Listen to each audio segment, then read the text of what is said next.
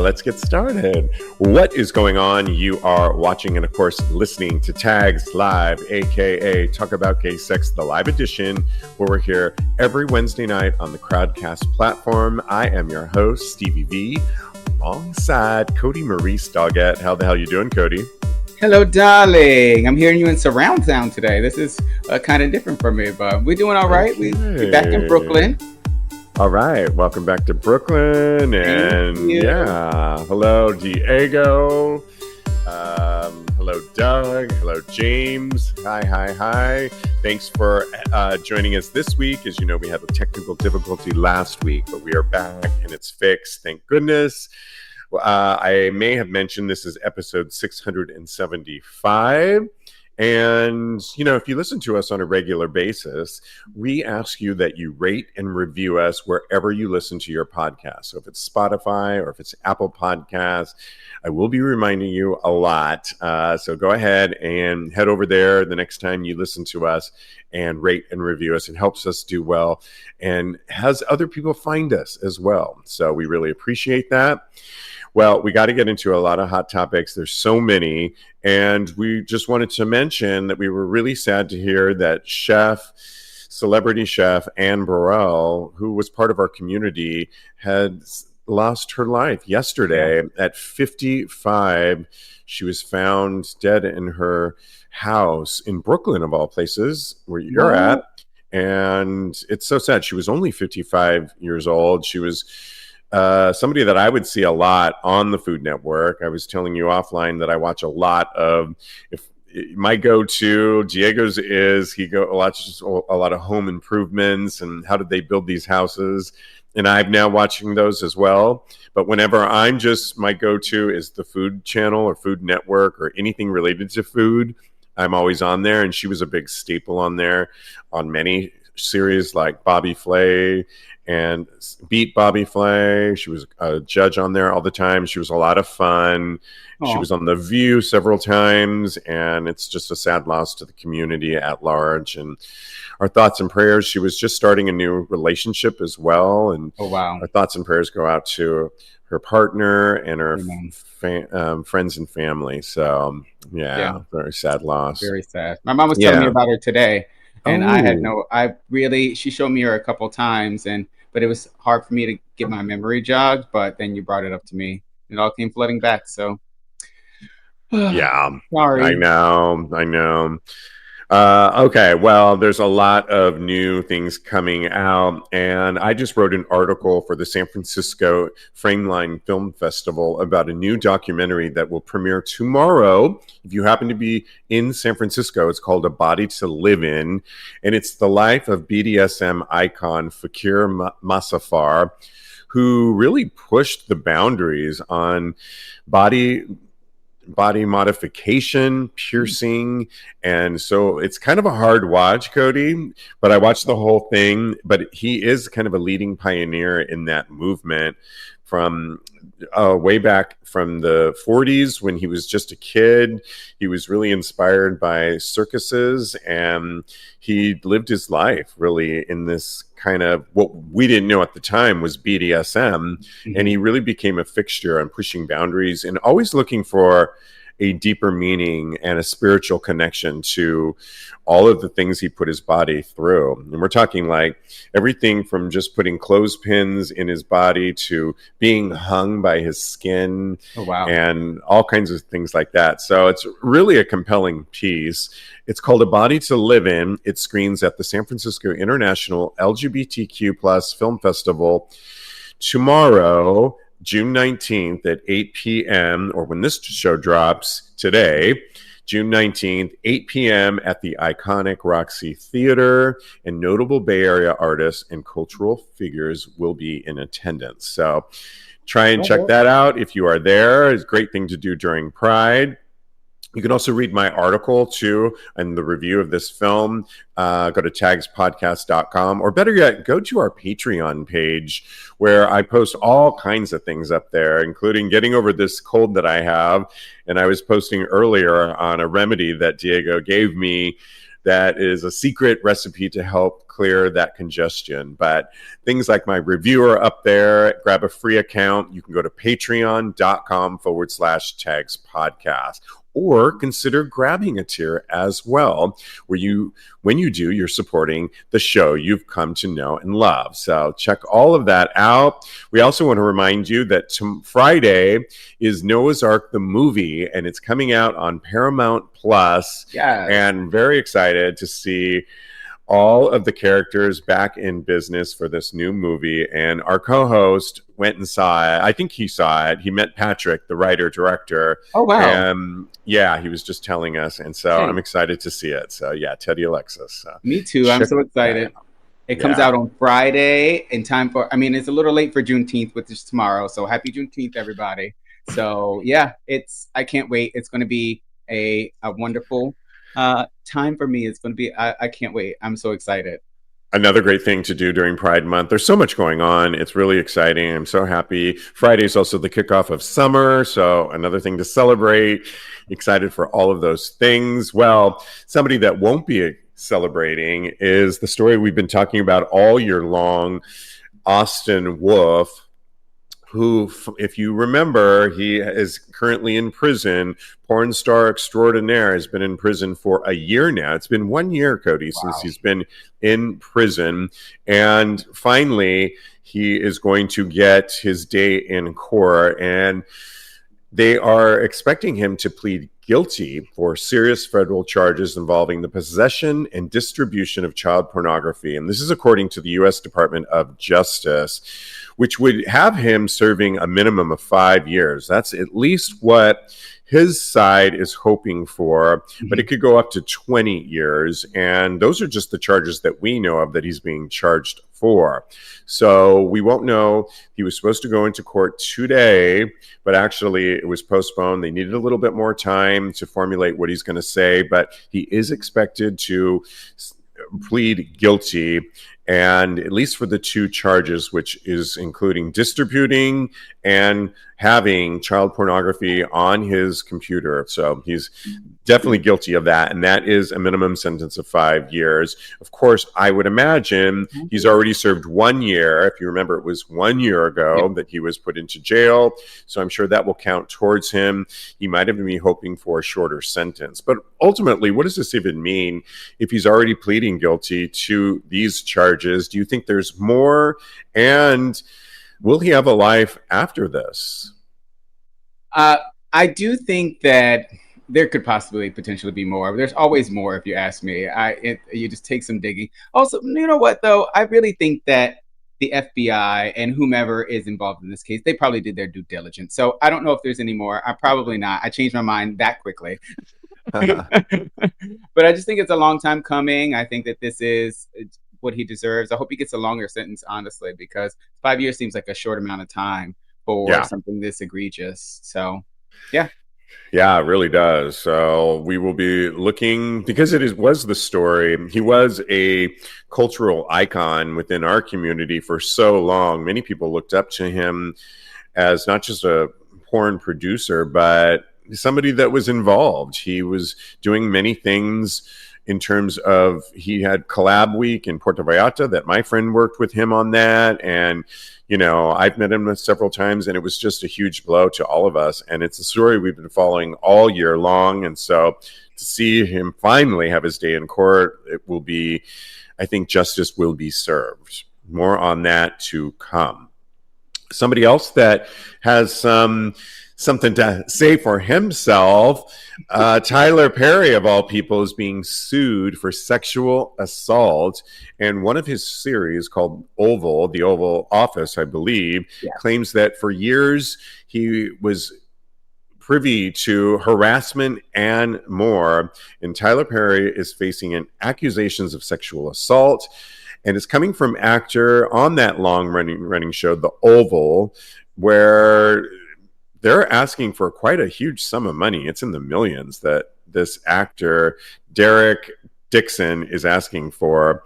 And he was only in 2 episodes of The Oval, but he really claims that for years he met Tyler Perry at a party, and that he befriended him, and that he claims all kinds of things, that he was drugged by Tyler Perry, and that there's even receipts too. And I don't know if you had a chance to read any of the receipts that went back and forth between the two. Yeah. At one point, Tyler Perry says, the actor says, how do they make money? They're talking about something, and he says, subscriptions, in which Tyler says, they make money from advertising, lots of monies. And he goes, I love how I feel right now, but I don't like being horny. Testosterone, Tyler Perry says, in which case Derek says, oh yeah, from the doctor, but is it making you feel better? Tyler says, I feel so good, but I don't like being horny. I feel sorry for the first person that flirts with me. And Derek says, laughing out loud, you don't even understand. And a lot of them are even a little bit more suggestive, saying things like, you are the rose, Tyler says to Derek, but you are so blocked that you refuse to be opened. And there's a lot more suggestive comments that are seemingly not making Tyler look very good. When you heard all of this, what were your thoughts? Well, my first thought was, is anybody really surprised by this? Because I don't know. I feel like the rumors and things have been going around for a long time that he was gay. That's the first thing. And then, I don't know, for a lot of these accusations that are coming out now, especially with like Diddy and Bill Cosby and Harvey Weinstein, it's just very powerful men in positions of power using that power against other people. So Tyler Perry is one of those powerful people. So do I think that he possibly could have done this? Absolutely. Only time will tell, because innocent until proven guilty. But it's not looking good. It doesn't look good from any standpoint. Yeah, Tyler Perry's people say that this is part of a large scam against the actor, but I think that I've always been suspicious of Tyler, because I think we all know that he's gay. There's been rumors that he's gay for years and years and years. He's this huge mogul. I mean, I think in Atlanta, he have one of the largest studio that's just a city in and of itself. Yes. He has so much money, and he's a powerful figure within the Black community. And he's playing drag all these years with Medea. No, he's like, a drag queen. He's the original drag queen. And I always thought, the man is gay. Yeah. I mean, the man is gay. And it's, why doesn't he ever say, not that you have to say that you're gay, but it's like, it would make such a difference if somebody like Tyler Perry did. But what was he always hiding, right? And the other side of it is, well, I appreciate a lot of the pieces he's put out there over the years. A lot of the other stuff that's out there often is crap to me. Like, if you watch some of those shows, do you see the men that he casts in those soap operas that are on TV? So beautiful. They're beautiful. But it's like kind of a joke, but it's just fun to watch these men. I mean, I can't watch them because the acting, it's so over dramatic. But yes, if you're into hot men, he knows how to cast them, hire them. Sure. Yeah. And even you and I were talking about the new movie with Taraji P. Henson, Straw, which is, she's really good in it, but it's so over dramatic and over the top in many ways, which is so his shtick often. That's his niche right there. And but I think he's too preachy often in many of his work, and he's turned me off years ago. And this does not surprise me, because I think he's always, at the helm of power, and to see this makes sense to me. Sorry, I know that's a sad case when things like this do make sense. You don't want them to, but he does need to have his say, and he's innocent until proven guilty. So we will see if other people come forth. Yeah, we'll see. And I don't know. That's it for me. Yeah, let's move on to, let's get into music. And at the end of this segment, we have a surprise for you. But starting off, there is a female singer that goes by Fletcher. She's a queer superstar, Fletcher, and she really ignited a firestorm with the release of her new single, Boy. Why would it? Well, the song describes her experience falling in love with a man for the first time, contemplating what people might think about her new relationship. Boy is the first single off of her upcoming album, Would You Still Love Me If You Really Knew Me? Well, why is there a controversy on this? Well, because Fletcher's earlier music all had to do with her love of women. In fact, she had racked up a huge following of lesbians for talking about her relationship with YouTuber Shannon Beveridge and her eyebrow-raising song Becky's So Hot about Beveridge's now ex-girlfriend Becky Missile. So it gets even more messy, but that was really her crew of people that she, people are now wondering, was she just queer baiting all along and now she's switched camps? Or I say, was she bisexual and she's done with women for a minute? Oftentimes, I don't think we give people that are pansexual or bisexual the chance. What do you say to this? Yeah. So first of all, I don't know this lady. She could walk right past me and I wouldn't know who she was. I don't mean to sound ridiculous. And now that I've had my Keke Palmer moment, I think that this lady has probably always been bisexual. But did she lean into her lady-loving side a little bit more in order to garner more fans with the lesbian community? I think so. Whether it was her idea or whether it was her team's idea, I think that this was all constructed for her to get a massive following. And now that she has found her following, she's deciding to layer her bisexuality in a little bit more. Now, that the problematic part is that she came out with this song and it's like a lament. It's like it's a woe is me song about how she's a poor little bisexual and she's being accosted by all the lesbians, and instead of them accepting her, they make her feel othered. No, honey, no, you're in a heteronormative relationship now. You're not a poor bisexual. You should have probably came with this tea in the beginning, and then everything would have probably been fine. You could have had your lady love and still did all that, but still expressing your bisexuality. But I think because she didn't lean into more of her bisexuality, then I think that is where her fans, they feel a little bit betrayed. Yeah, I mean, I hear you. And I think a lot of people are saying that to do this, to release this song, Boy, in Pride Month is a little bit weird timing too. And it could have been an opportunity to be a bi-pan anthem for Pride Month, but instead she went with coming out as being in a socially acceptable heteronormative relationship to rub people the wrong way. Others said that Fletcher's suggestion in the song that her relationship with the man was healing for her was implying to many that her time dating women was toxic. So I can see, which brings up our that doesn't sound like dating a woman. It sounds like dating a man. The toxic part. Well, it could. I would agree with that if I were, getting married. Yeah, right. No, but it also brings up, there's a TikToker that did kind of a huge pivot recently that really pissed off. There's a TikToker where she basically was presenting herself as queer, and she did a full-on pivot. She goes by the name of Jaden, a TikToker who started out making queer content and is now doing a sharp pivot toward Christian content. And while that's fine, she's actually acting like she was not queer anymore, and that she says, I really do have to choose the explains because that's what the Bible says.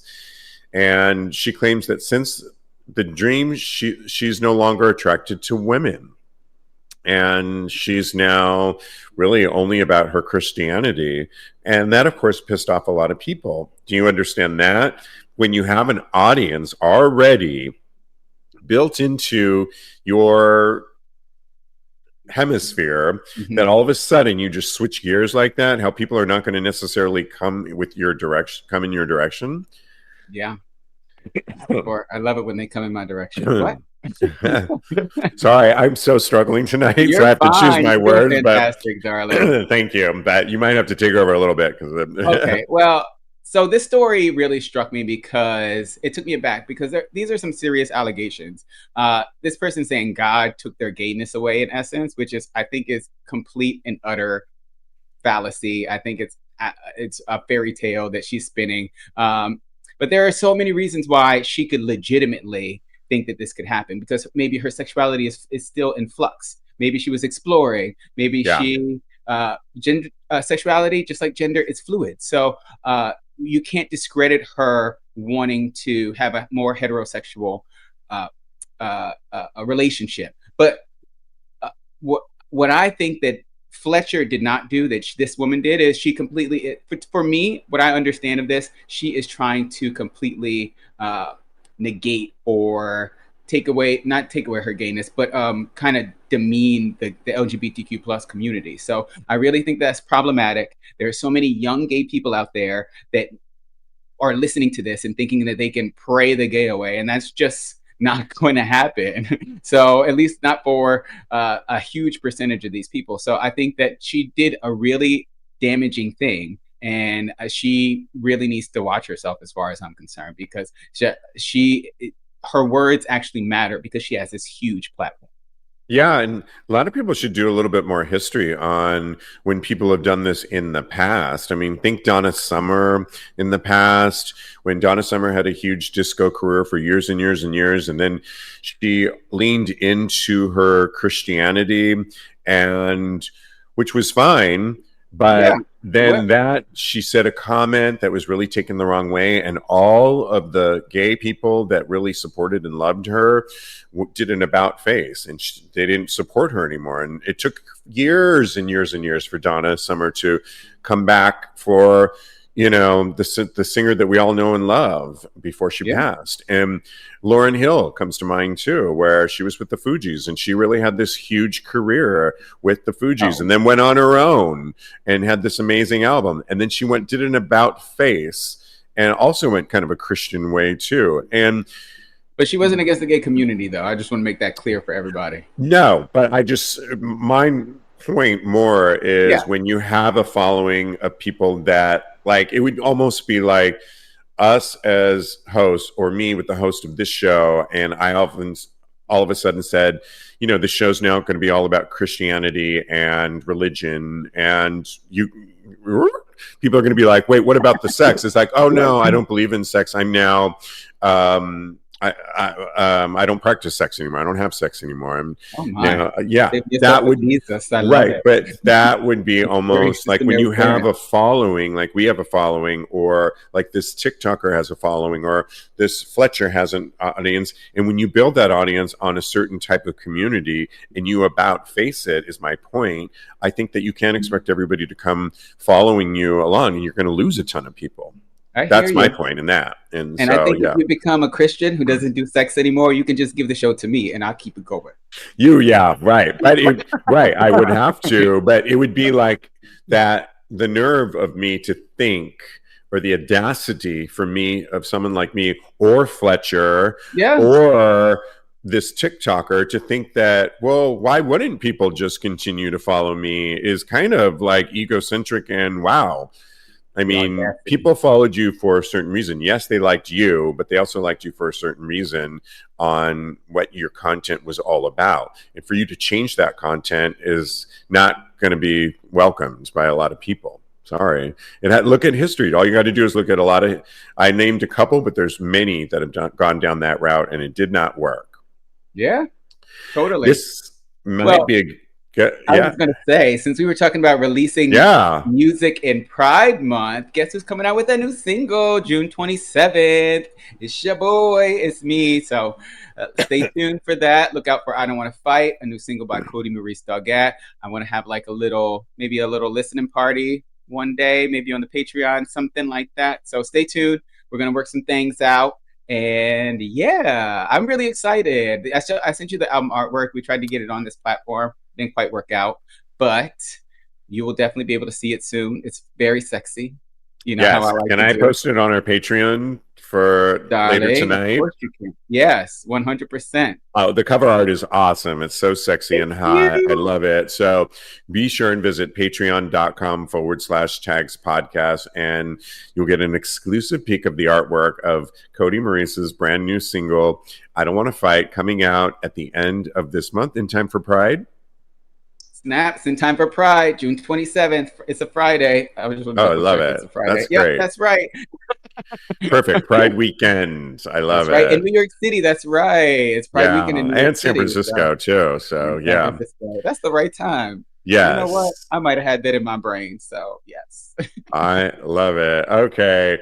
Well, speaking of Pride and how we celebrate Pride, there is a viral clip going around of an older couple. I hate using that word because they are such handsome Italian gentlemen. Sexy.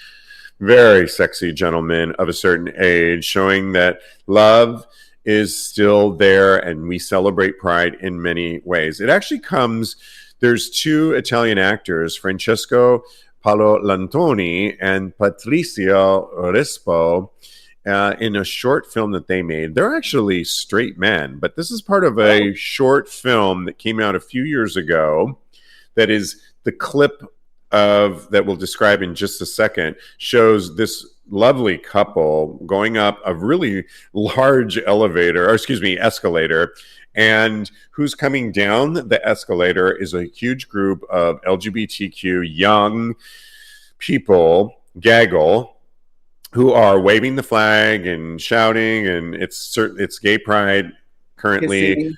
They're singing and they're having a good old time. Well, this clip shows this couple going up and just looking at the couple, and maybe with this beautiful music feeling a little bit excluded.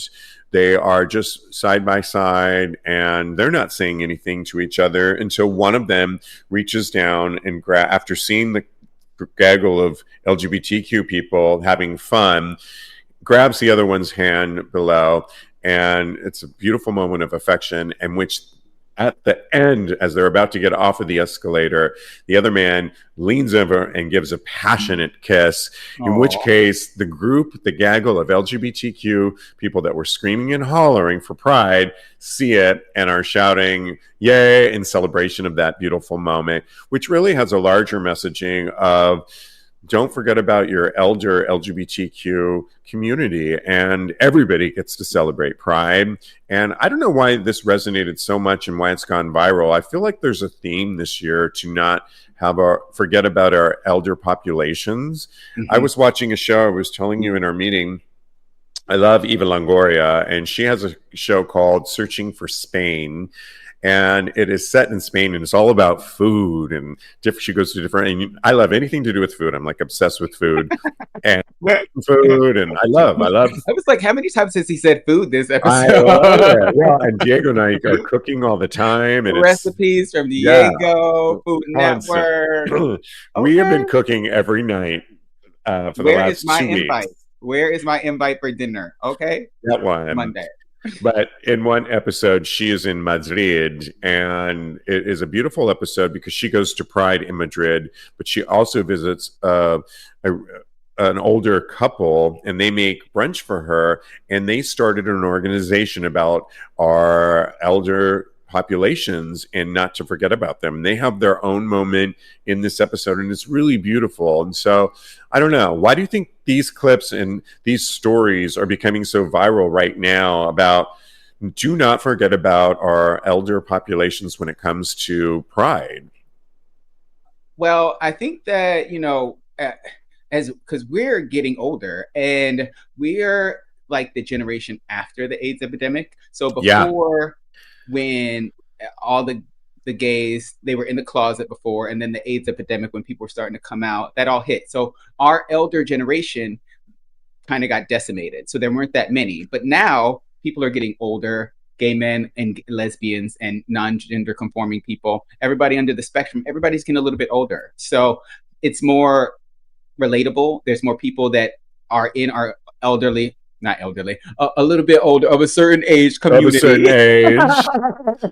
A podcast that we had. A shout out to our podcast. Shout it out. Yeah. So I think that now that there is a more substantial amount of gay men and lesbians that are out there and living their life as older people. And I think that is something that is permeating the social norm and things of that nature. I also kind of want to point out that originally when they were coming up the escalator, one of the boyfriends was on a lower step, and so that they could like distance themselves and they wouldn't have to look like they were together. Yes. And he stepped up onto after he saw the younger gay people, he stepped up onto the step that his boyfriend was on. So I think that's very telling as far as where that generation had to come from, where they couldn't look gay, and where we are now as far as we can be open and more proud of our sexuality and seen. Exactly. So, that's a really good point. Yeah, that's a really good point. And I think that was one of the points of that whole short film in as a whole,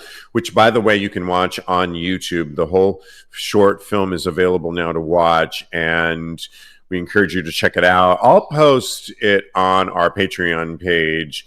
Once again, go to patreon.com/text podcast. I'll have that up tomorrow where you can watch this clip. And if I can find the whole short film, I will put that up there as well. So check that out. And when I say tomorrow, when you're listening to this, wherever you get your podcasts, it'll be up there by the time you wake up. So it'll be check today. it up. Yeah, it will be today. And don't forget to rate and review us wherever you hear your podcast. Really does help us out. Well, the Supreme Court was busy hearing many cases, and one of them had to do with the trans in Tennessee. The Supreme Court upholds Tennessee trans healthcare ban, and it's a Tennessee state law that banning gender-affirming care for trans youth has been upheld by the Supreme Court, and a devastating loss for trans rights in the U.S. Many of you probably already heard that, but what does that really mean if you could not get access? Well, for a lot of youth, it can mean a lot of things. It can actually go as far as suicide, and that's one of the things that we don't want. There's been plenty of laws that show that supporting things like gender-affirming care is right and healthy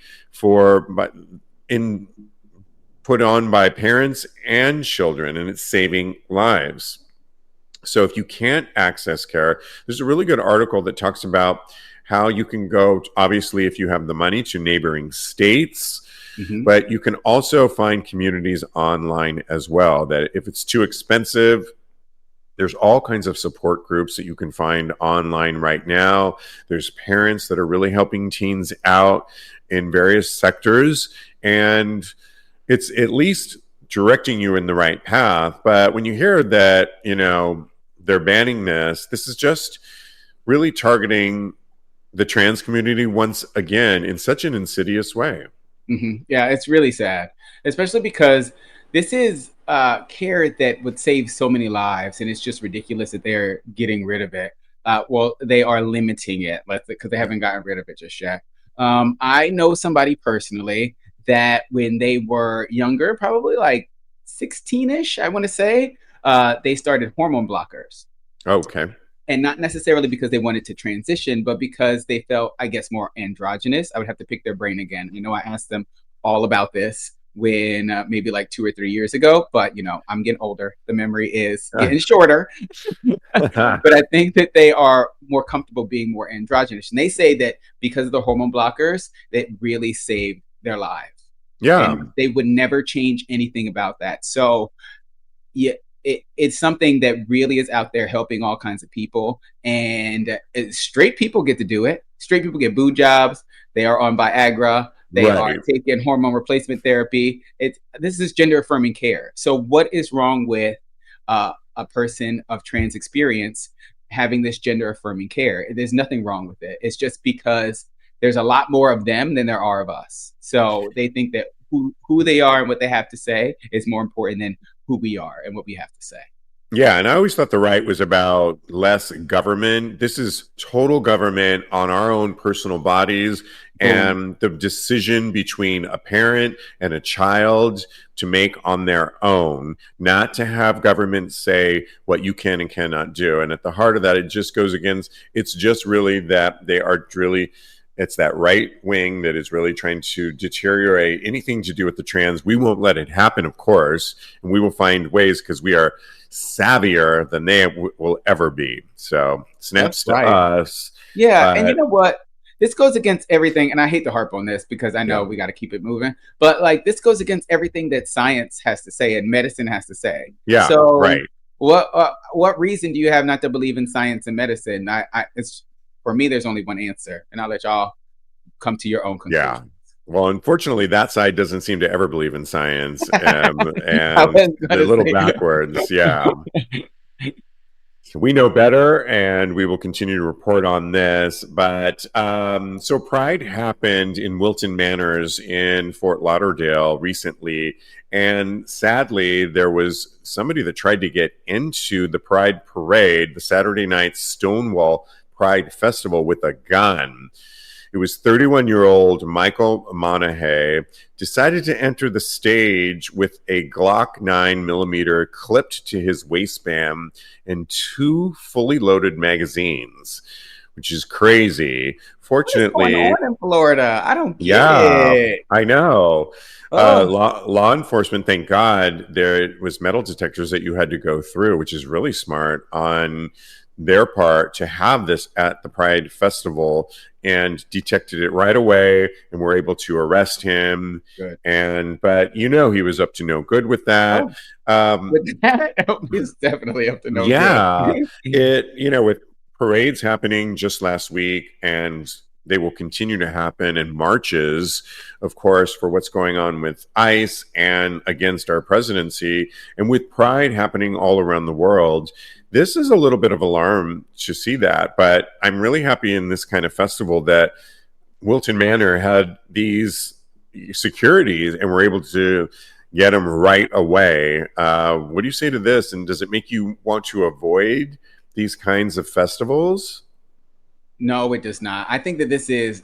I'm glad that in Wilton Manors they were able to ascertain the situation and get a hold of it very quickly. But I do think that this is something that can happen anywhere. Honestly. I did make that joke about Florida earlier, but honestly, it could happen anywhere. It seems to happen there more than anywhere else.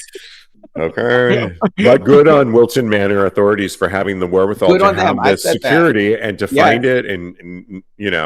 Yes, I agree. Yeah. Good on them. And good on them for actually doing their due diligence and not just... I love Wilton Manors too in Fort Lauderdale. That's the one. I do love Fort Lauderdale a lot. Oh yeah, it's a fun time. Yeah. But it does not make me afraid to go out and enjoy myself. I know that something that like this could possibly happen, but it only emboldens me because I'm not going to let them, and the fear that they are trying to induce in me. No, that's what they want. Not going to get the better of me, unfortunately. Yeah, I think that's what they want, and we will not give that to them. No, thank you, ma'am. No, ma'am, no Pam. Exactly. I love it. Oh my gosh. Well, the other day we were talking about gay weddings and how same-sex couples, you can listen to it on episode 674, there is a new Pew study that shows that there are far more same-sex marriages since, I forget the numbers, we had it on that episode, but it's risen substantially in the last several years, as well as cohabitating same-sex couples.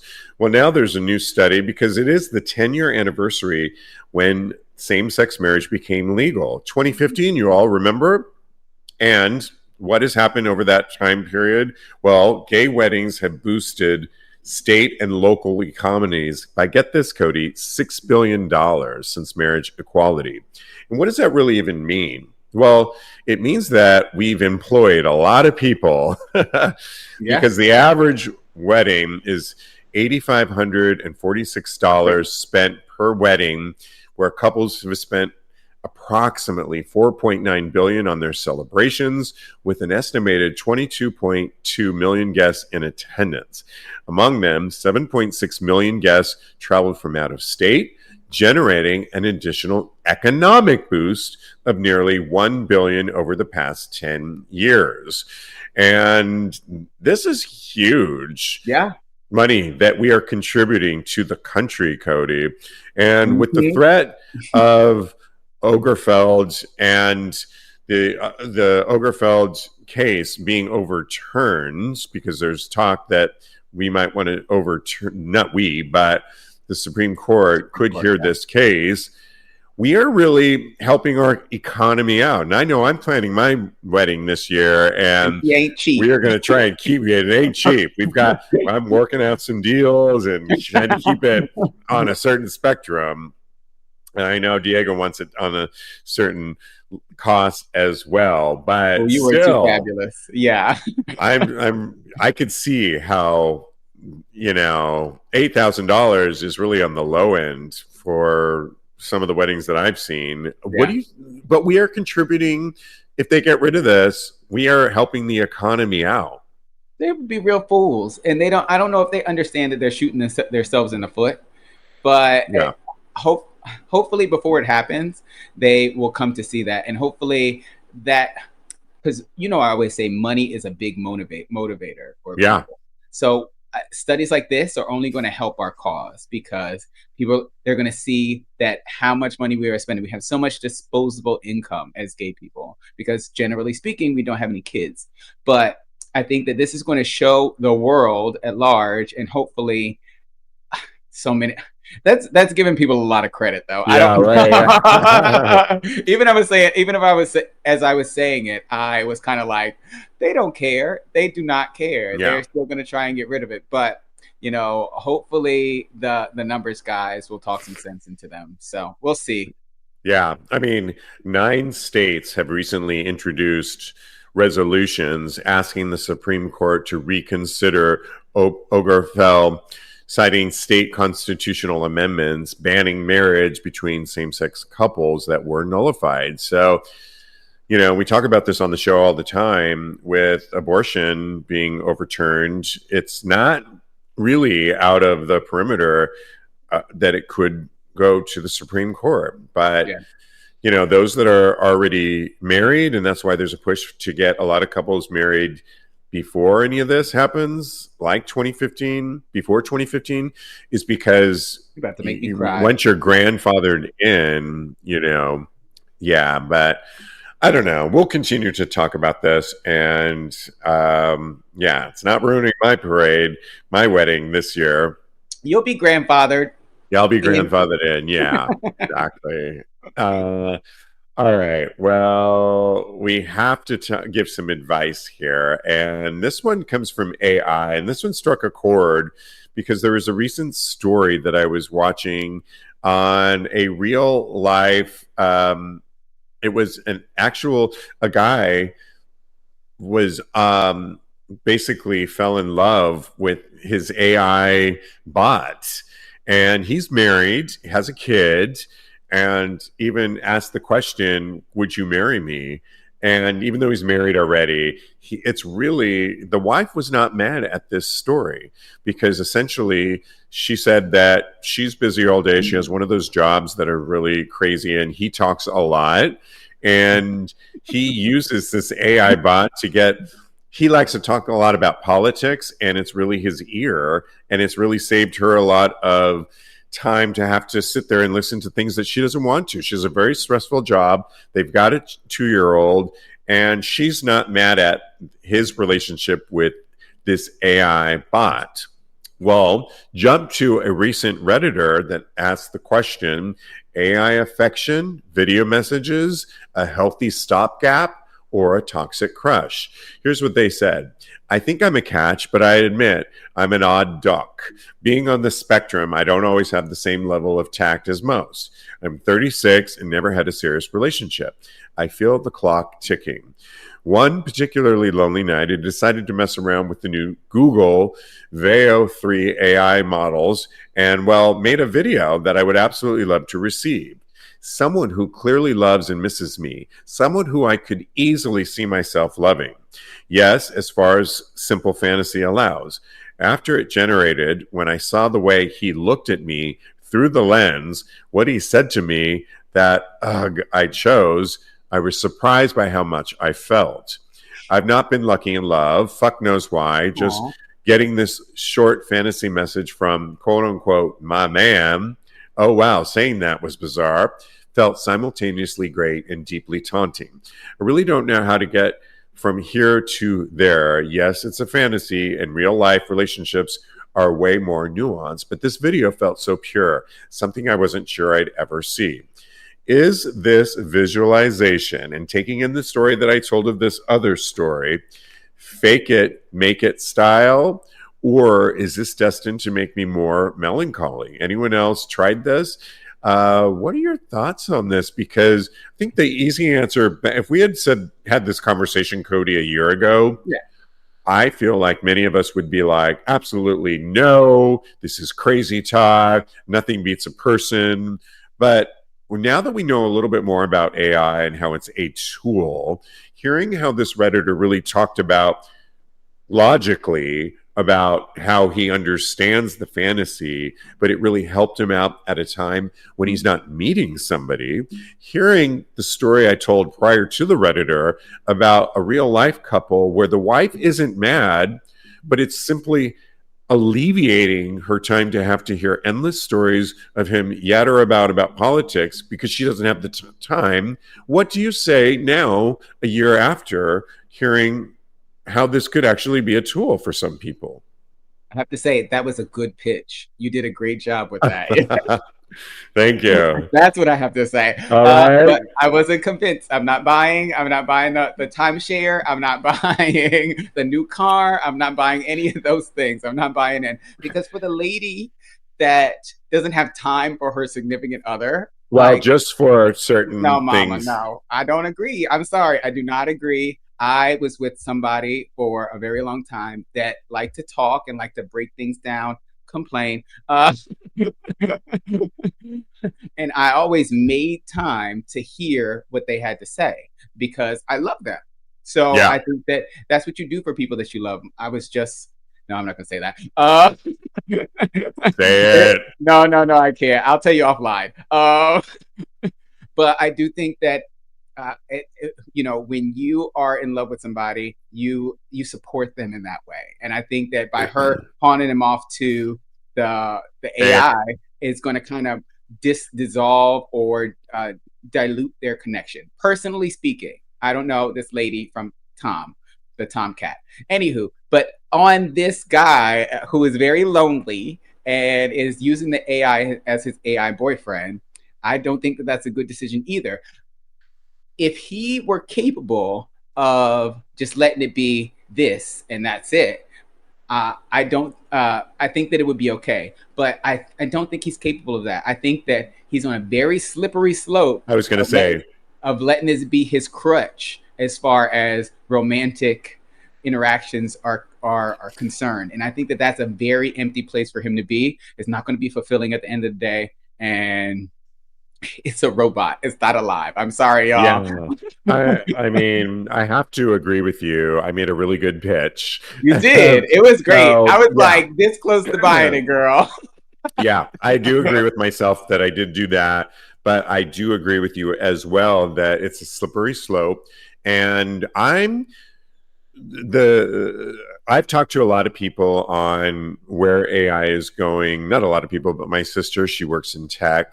Mm-hmm. I have watched a lot of stories recently about AI and what can you do. And I am starting to learn more about it because I think we all need to learn more about it because it's not going away. And I am currently also trying to write a current business plan for a separate project. And I'm going to have AI. I'm shopping around different AI programs to write the business plan. It will prompt me. I ultimately get to tweak it and make it my own. Mm-hmm. But I'm going to use this AI instead of sitting there and starting from scratch. And writing business plans is not like my favorite thing. And even where do you start? But if it could do most of it for me and prompt me and I can tweak it, yeah. But when it comes to things like love and relationships and sex, I feel like it's a slippery slope too, because yeah, this Redditor created somebody that said all the right things, but we all know in relationships that you get a lot of the good things that surprise you, often the surprises are more gratifying from that your partner than you even could ever create in your head. In other words, Diego has surprised me about things that I didn't even know I would be excited about that I am excited about. And it makes you fall in love with them a little bit more. It's great. It's fantastic. I've had it happen to me before, especially in my last relationship. But you also have to be privy to the fact that there's going to be compromises that you're going to have to be making. And if you could create somebody that only is going to say the things that you want to hear all the time, that's not reality, and that's not the way life is really. Now you're messing with emotions, and emotions, I think, come from the heart, something that AI does not have. And so when AI doesn't have a heart, so will your love partner that was created by AI. So I say keep AI for business and practicalities, and keep your love and choosing a partner. Creativity.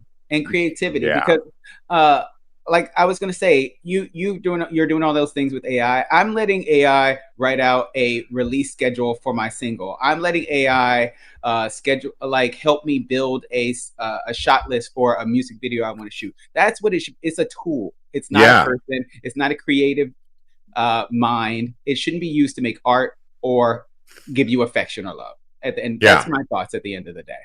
I know somebody that has used AI to create their own personal dildos, and and printed them out in 3D with a 3D printer. Where can I get one? And I was like, "What's a 3D printer?" And apparently, have you heard of those? Can I get one of my penis? Can I ask her? Can I get? Yeah, you can do all this kind of stuff, and it's just crazy. I want to see something.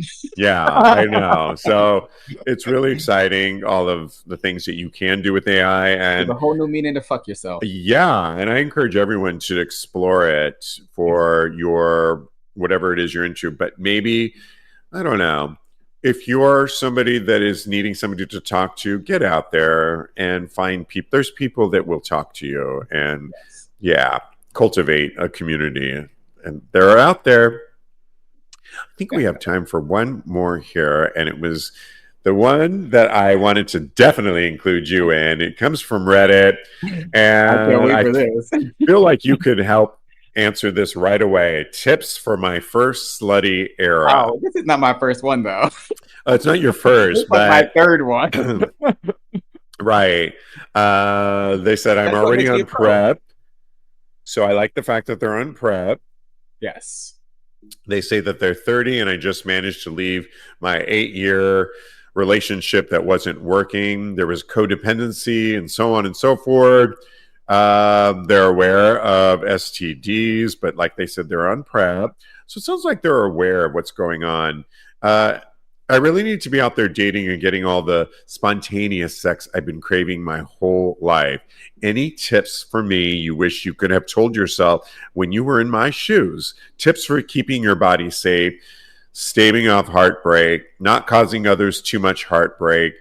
That's the one. Yeah. So you're kind of in that mode right now, I feel. I totally am. So yeah, my recommendations, my tips and tricks of how I'm navigating this time is, first and foremost, I'm trying to let people know where I am as a person and in my scope of where I want a relationship to go. If I fuck them one time, and I'm not going to be having a conversation about, I just broke up with my ex-boyfriend. But if I see them more than one time, then I'm definitely going to have that conversation that I'm not in a space to have a boyfriend, a committed boyfriend right now. I'm looking for XYZ. I'm not going to say it on the show right now because I might have a couple of listeners out there.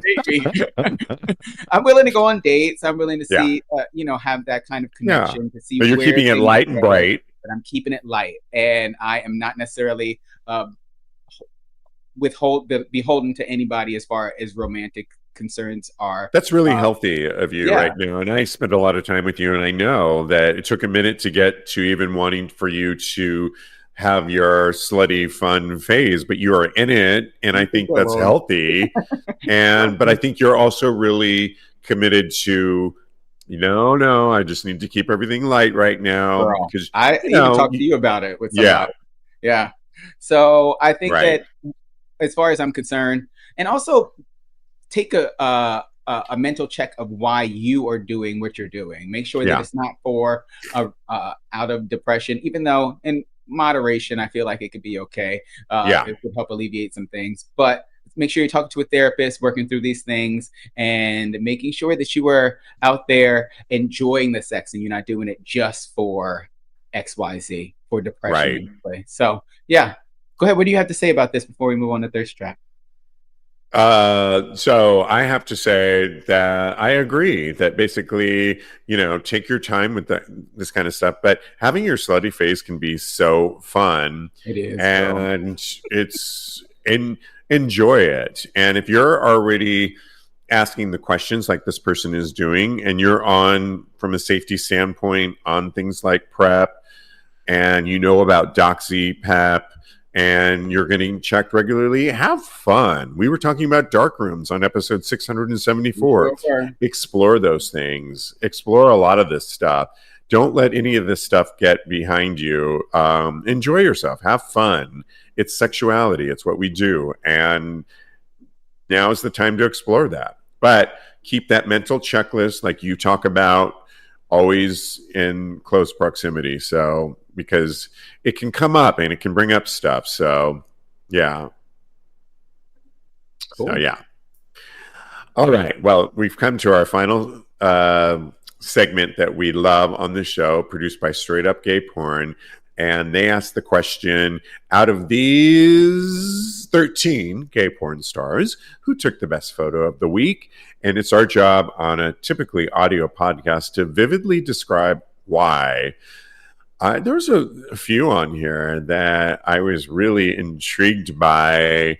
It's a good one. I will say the one that should probably win, Austin Wilde. Oh my God, I picked him too. Yeah, I mean, he's a favorite of many of ours, and it's the camera angle, it's dick, but it's that angle where your camera is below and you're shooting upwards, but then you have Austin Wilde's huge, thick cock and ripped abs and his sexy face staring down at you. Yeah. When you have all that and you shoot from down under like that, come on now, it's a winner. And he is really deserves that one. I was going to give it to another one that I really think is really sexy. Geo Scar. Oh my God, he's so sexy. Very sexy. And I went to his X account and he knows how to really pound him out. With an uncut cock. And it's a thick cock. But I'm going to give it to Austin Wilde, and that's my pick. Who gets your pick? Well, my first pick was Austin Wilde. But since you picked him, I'm going to go for Aiden Ward, who I saw his picture just now when I was scrolling through. And I was like, oh, he's super hot. Maybe I'll change to him. So he's in a bathroom. He's doing a mirror selfie.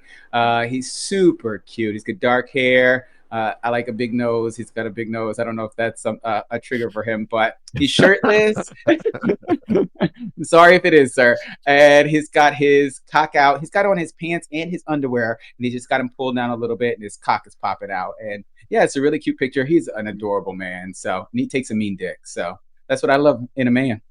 I'll post this on our Patreon page, patreon.com/Tags Podcast. I'll post it on tagspodcast.com.